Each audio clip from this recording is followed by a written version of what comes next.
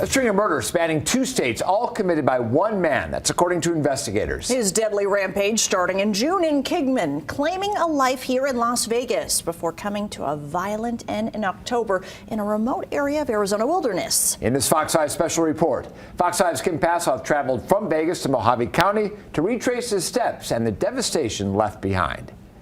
In my 26 years in law enforcement, I've never ran into somebody that was this violent. Hunter McGuire, no stranger to law enforcement in Mojave County. These are his mugshots from over the years, but mostly for petty crimes. Talking to people who knew Hunter McGuire, it sounds like this wasn't how he always was. Detective Michael Angelo with the Mojave County Sheriff's Office believes drugs, a need to get money to feed his addiction, set McGuire on a deadly path. Detectives say in 4 months, he took 5, possibly 6 lives before taking his own. Fentanyl may have been a big factor. I believe it does change a person from what they were known as into something that people don't even recognize. June 28th, on this stretch of private road in Kingman, an unthinkable crime rocked the small, quiet town. It was a very gruesome scene.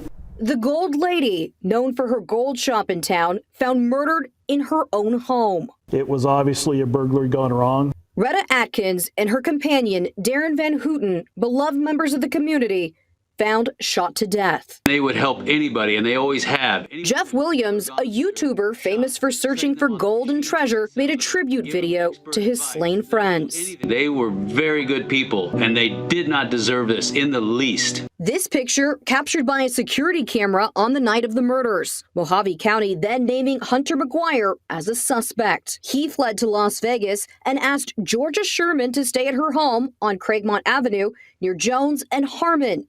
He knew her from Kingman. Him and my sister were really good friends. She never, ever thought he would do anything to hurt her. Georgia's sister claims they didn't know McGuire was a wanted man linked to the murders in Kingman. But on October 17th, when they found out, they asked him to leave. And he got upset. I was sitting right next to her. I thought that she was fine because she got hit in her shoulder. When we went to check on her after Hunter had left, she was already gone. Investigators say he fled back to Kingman, where he would murder again in less than 48 hours. Back there by that other truck was where he was found at. October 19th, a man named Martin Nelson was found shot to death in a truck on this isolated, secluded property in Golden Valley. Investigators say McGuire was squatting here, using the location as a hideout, even building a makeshift bunker. It looks like the ground around it was all dug out, and he built that house and put it on there. Mojave County detectives think Martin and a friend were trying to get back a trailer McGuire had stolen from them and were ambushed. Hunter was out here somewhere in the desert, and he opened fire on them. When the deputies did show up, after what we believe was 12 hours later, there was a subject that was out in the desert that did come running up. Detectives say they believe that McGuire is responsible for another murder that happened here less than a mile down the road.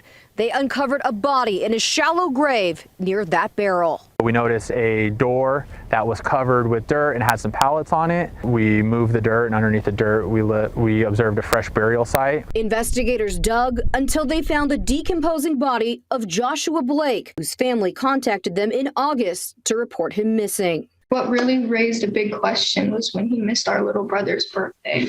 Blake was last seen on August 3rd. Investigators believe that is when he was killed here by this abandoned motorhome by McGuire and this man, Michael Blaine Turner Jr. Blake's children say he was a great dad. Yeah, I love him. Turner was living in Blake's home, and they argued about non-payment of rent before he disappeared. Investigators say after his murder, Turner drove his car and even attempted to notarize a bill of sale of his home.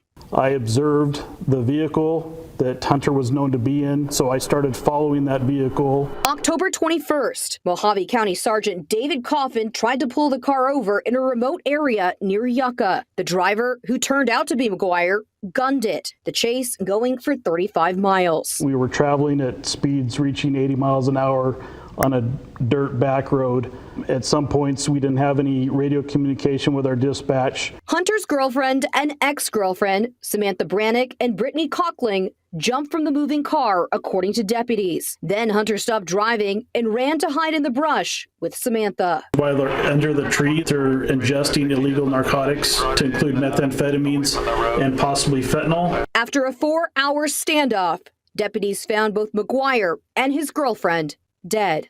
Samantha Brannick was found in the area of Hunter McGuire with a gunshot wound as well. At this time, we don't know if she took her own life or if Hunter did.